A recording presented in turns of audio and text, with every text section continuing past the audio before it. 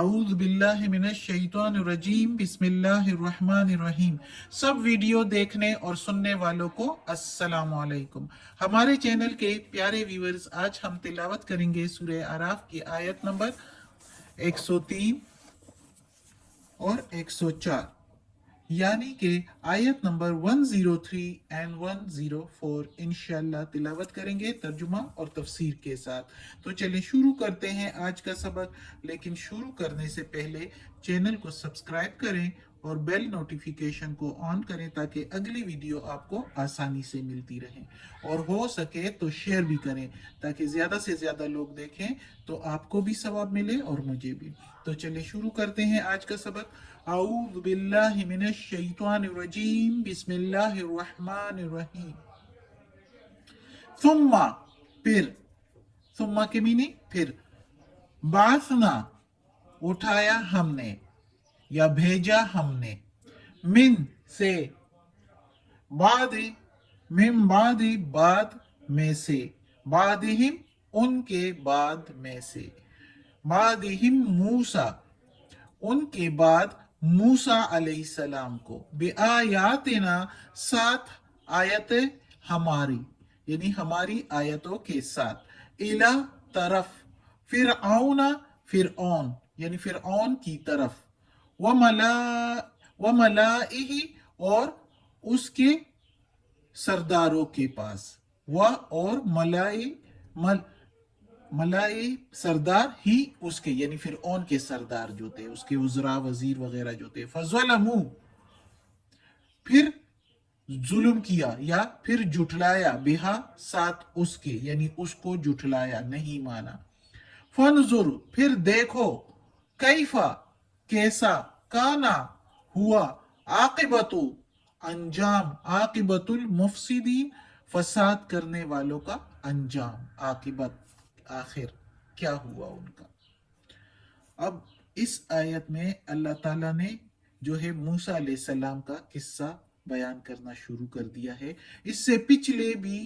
काफ़ी कौमों के अहवाल जो है हमने पढ़े हैं कुरान से, जो अल्लाह ताला ने बयान किए हैं अपने कलाम में। तो इन सब से मकसद ये है कि अल्लाह ताला अपने मखलूकात को, अपने बंदों को,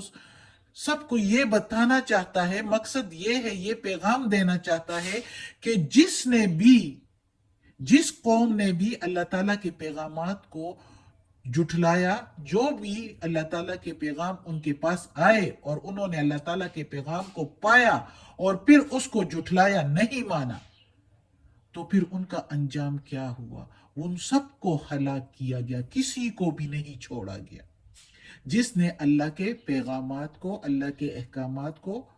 नहीं माना, रद्द किया, तो उनके साथ क्या हुआ। सारी कौमों के अहवाल हमने पढ़ लिए हैं पिछले, और अब इधर से मूसा अलैहिस्सलाम का किस्सा शुरू हो रहा है। और इससे भी अब मकसद ये है कि अल्लाह ताला जो है कुफार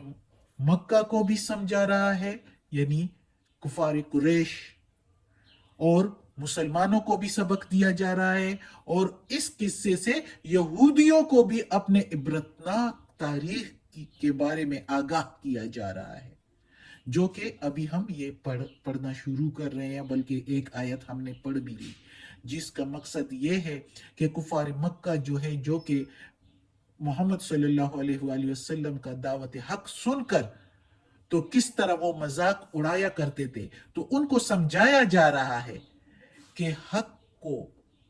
इतना हकीर ना समझो। तारीख गवाह है कि बेशक हक जो है कितना ही कलील किल्लत में हो, कितना ही कमजोर क्यों ना हो, उसको कोई दबा नहीं सकता। बातिल कितना ही मजबूत हो, लेकिन यही हक ही उन पर गालिब आ जाता है। कितने ही हक पर हो, दावत हक पर खड़े होने वाले जो भी आए हैं, तो बड़ी बड़ी कौमों को किस तरह शिकस्त दे दी गई है। जिसके साथ अल्लाह हो, जो सीधे रास्ते पर हो, तो अल्लाह ताला कुफार मक्का को समझा रहा है कि ये मुसलमान अगरचे कितने ही कम क्वांटिटी में है, कितने कम नंबर में है और कितने कमजोर हैं, तो इनको इतना हकीर ना जानो और संभल जाओ। اور دعوت حق کو قبول کرو، اور یہ نہ سمجھو کہ یہ اتنے کمزور ہیں۔ جب بھی حق کی آواز بلند کرنے والے کھڑے ہوئے ہیں تو ان کو جس نے بھی دبانے کی کوشش کی اور اس کے مخالف جتنی بھی چالیں چلی ہیں تو وہ چالیں ان پر، وہ مکر و فریب ان پر الٹی پڑی ہے، اور وہ خود جو ہے اس کے نرغے میں آ گئے ہیں۔ تو اللہ تعالیٰ کفار مکہ کو بار بار سمجھا رہا ہے اور کہہ رہا ہے کہ اللہ تعالیٰ جب بھی کسی قوم کی ہلاکت کا فیصلہ کرتا ہے تو اس قوم کے کفر کرنے والوں کی، جو کفر کرنے والے ہوتے ہیں، نیک لوگوں کو تو اللہ ہمیشہ بچا لیتا ہے، اور اگر ان کی کبھی ہلاکت بن بھی جاتی ہے تو وہ سیدھے جنت میں جاتے ہیں۔ تو کفر کرنے والوں کی ہلاکت کا جب بھی اللہ تعالیٰ آخری فیصلہ کرتا ہے تو اس سے پہلے ان کو کتنی لمبی مدت تک سنبھلنے کی، ٹھیک ہونے کی، سیدھے راستے پر آنے کے موقع دیتا چلا جاتا ہے۔ اور جب کسی تنبیہ پر بھی اور سبق آموز واقعے پر بھی اور روشن نشانی کے باوجود ان پر کوئی اثر نہیں ہوتا، وہ کوئی اثر نہیں لیتے، تو پھر اللہ انہیں کیسی عبرتناک سزائیں دیتا ہے، جو ہم نے پچھلے قوموں کے احوال میں پڑھ لیے ہیں، کس طرح کی سزائیں اور کس طرح کے عذاب ان پر آتے ہیں۔ اور اسی طرح محمد صلی اللہ علیہ وآلہ وسلم پر جو ایمان لائے ہوئے لوگ تھے، جو مسلمان تھے، تو ان کو بھی اس میں سبق دیا گیا ہے کہ یہ اپنی کمزوری اور قلت اور مخالفین کی کثرت اور شوکت کو دیکھ کر تو ہمت نہ توڑیں، ان کی ہمت نہ ٹوٹے، اور اللہ کی طرف سے مدد آنے میں اگر دیر ہو رہی ہے تو حوصلہ نہ چھوڑیں۔ اور دوسرا ان کو یہ سبق بھی دیا جا رہا ہے کہ جو ایمان لانے کے بعد یہودیوں کی طرح روش اختیار کرتے ہیں، یہودیوں کی طرح جو ہے وہ کام کرتے چلے آتے ہیں، ان کی طرح جو ہے برائیاں کرتے چلے آتے ہیں، یعنی ایمان تو لے آتے ہیں لیکن منافق ہو جاتے ہیں، یہودیوں ہی کی طرح تعویلیں پیش کرتے ہیں، تو پھر سزا بھی ان کو اللہ تعالیٰ انہی کی طرح دیتا ہے، جس طرح ان کو سزائیں دی گئی ہے پاسٹ میں، ماضی میں، اور ان پر بھی یہودیوں کی طرح لعنت بھیجی جاتی ہے۔ اور اس کے بعد بنی اسرائیل کو بھی، یہودیوں کو بھی اس سے ان کی جو اپنی عبرتناک تاریخ پیش کر کے اس قصے میں موسیٰ علیہ السلام اور فرعون جو ان کے مخالف ہوتا ہے، تو ان کی یہ تاریخ جو اللہ تعالیٰ پیش کر رہا ہے ان آیات میں، تو اس سے ان کی باطل پرستی کے برے نتائج سے آگاہ کیا جا رہا ہے، اور اس پیغمبر پر ایمان لانے کی دعوت دی جا رہی ہے کہ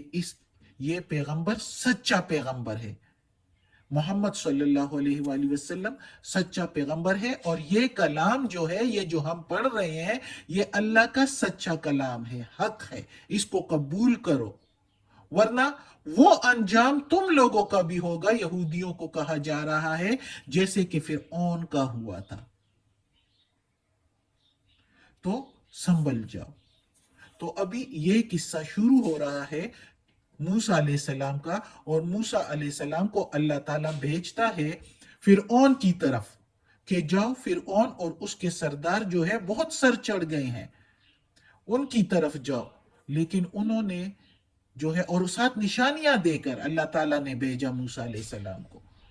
موسیٰ علیہ السلام کی عصا کو جو ہے اللہ تعالیٰ نے کہا موسیٰ علیہ السلام کو کہ اس عصا کو زمین پر ڈالو، جب اس نے زمین پر ڈالا تو وہ ایک بڑا سانپ بن گیا، اور موسیٰ علیہ السلام خود بھی ڈر گئے، تو موسیٰ علیہ السلام کو اللہ تعالیٰ نے کہا کہ ڈرو مت اور اٹھاؤ یہ عصا۔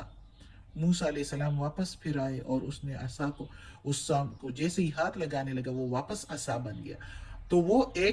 یہ ایک نشانی اللہ تعالیٰ نے دی۔ پھر دوسری نشانی اللہ تعالیٰ نے کہا کہ اپنے ہاتھ کو بغل میں ڈالو، جب اس نے بغل میں ڈالا اور پھر نکالا تو وہ چمکتا ہوا سفید نکلا، تو اللہ تعالیٰ نے کہا کہ جاؤ یہ نشانیاں فرعون کو دکھاؤ اور اس سے کہو کہ میں اللہ کا پیغمبر ہوں، تیری طرف بھیجا گیا ہوں۔ لیکن جب موسیٰ علیہ السلام فرعون کی طرف گیا تو فرعون اور اس کے سرداروں نے مذاق اڑایا اور اس کو جادوگر کہا نعوذ باللہ، اور اس کو جھٹلایا۔ تو اس کو جب جھٹلایا تو پھر اللہ تعالیٰ نے بھی ان کو غرق کیا۔ یہ تو میں نے ایک مختصر سا قصہ بتا دیا، لیکن اگلی آیتوں میں اب ہم جب شروع کریں گے تو ساتھ ساتھ تفصیل سے انشاءاللہ پڑھیں گے۔ تو ان کو اللہ تعالیٰ نے غرق کر دیا، ڈبو دیا پانی میں، اور بنی اسرائیل کو بچا دیا۔ اس وقت بنی اسرائیل یعنی یہودی جو تھے وہ سیدھے راستے پر تھے، وہ سچے عقیدے پر تھے، عقیدہ توحید پر قائم تھے۔ اس لیے اس وقت یہ قوم صحیح اسلام پر تھی، صحیح مسلمان تھے اور حکم بردار تھے اللہ کے۔ لیکن وقت کے ساتھ ساتھ نسل در نسل یہ قوم چلتے چلتے صرف یہودی ہی رہ گئے، وہ عقیدہ پیچھے رہ گیا، اور اس کے بعد پھر اللہ تعالیٰ نے اور پیغمبر بھیجے کہ سیدھے راستے پر ان کو لانے کے لیے۔ لیکن یہ جب سیدھے راستے پر نہیں آئے تو اللہ تعالیٰ نے ان کو چھوڑ دیا اور دوسری قوموں کو جو ہے اپنا نائب بنا دیا زمین پر، اور ان کی نسل جو ہے وہ بہت کم ہو گئی ہے۔ تو یہ اب آگے موسیٰ علیہ السلام کا قصہ شروع ہو رہا ہے، جو کہ اس آیت سے، اور تقریباً میں نے مختصر سا بتا بھی دیا، اور اب ہم شروع کریں گے اگلی آیت سے، کہ جو کہ قرآن کے مطابق، اللہ کی آیتوں کے مطابق ہم پڑھیں گے انشاءاللہ۔ تو یہ اگلی آیت بھی پڑھتے ہیں، آیت نمبر 104۔ وقالا، اور کہا، موسیٰ نے، یا فرعون، اے فرعون، انی، میں ہوں، بے شک میں ہوں، رسول من رب العالمین، رسول ہوں تمام جہانوں کے رب کی طرف سے۔ اب قصہ شروع ہو رہا ہے کلام میں اللہ تعالیٰ موسیٰ علیہ السلام کا، کہ موسیٰ علیہ السلام کو اللہ تعالیٰ نے نشانیاں دی اور فرعون کی طرف بھیجا۔ تو موسیٰ علیہ السلام فرعون کی طرف گیا، اور اب فرعون کو کہہ رہا ہے موسیٰ علیہ السلام کہ اے فرعون، میں اللہ کی طرف سے بھیجا ہوا ہوں جو کہ دونوں جہان کا مالک ہے، رب ہے، سچا خدا وہ ہے، تو میں رسول بنا کر بھیجا ہوا ہوں اللہ کی طرف سے۔ انشاءاللہ اگلی آیتوں میں باقی قصہ پھر پڑھیں گے، کیونکہ اب ٹائم ہو چکا ہے۔ انشاءاللہ آگے پھر پڑھیں گے تو انشاءاللہ بہت مزہ آئے گا پڑھنے کا، تو آپ لوگ بھی ساتھ ساتھ رہیں۔ تو صدق اللہ العظیم، اللہ ہمیں توفیق دے کہ یہ قرآن مجید کا ترجمہ مکمل کرے اور اس پر عمل کرنے کی بھی توفیق دے۔ صدق اللہ العظیم۔ یا اللہ، یا پروردگار، یا رب العالمین، یا مالک یوم الدین، یا اللہ کل شیء قدیر، یا اللہ یہ قرآن مجید کا ترجمہ کی تلاوت، ترجمہ اور تفسیر کے ساتھ کر رہے ہیں، یا اللہ اس میں کوئی غلطی ہوئی ہو، زیر زبر پیش میں، تلفظ میں، ترجمہ تفسیر میں، تو یا اللہ معاف کر دینا، تو معاف کرنے والا مہربان بادشاہ ہے۔ یا اللہ ہمیں دوزخ کے عذاب سے بچا، ہمارے والدین کو بھی، ہمارے گھر والوں کو بھی، کل مومن مسلمانوں کو۔ یا اللہ ہمیں عافیت والے معاملات دے، ہماری بیماریاں، تکالیف، پریشانیاں اور برائیاں ہم سے دور کر دے، اور یا اللہ ہمیں اپنے نیک اور صالح لوگوں میں شامل کر دے، آمین۔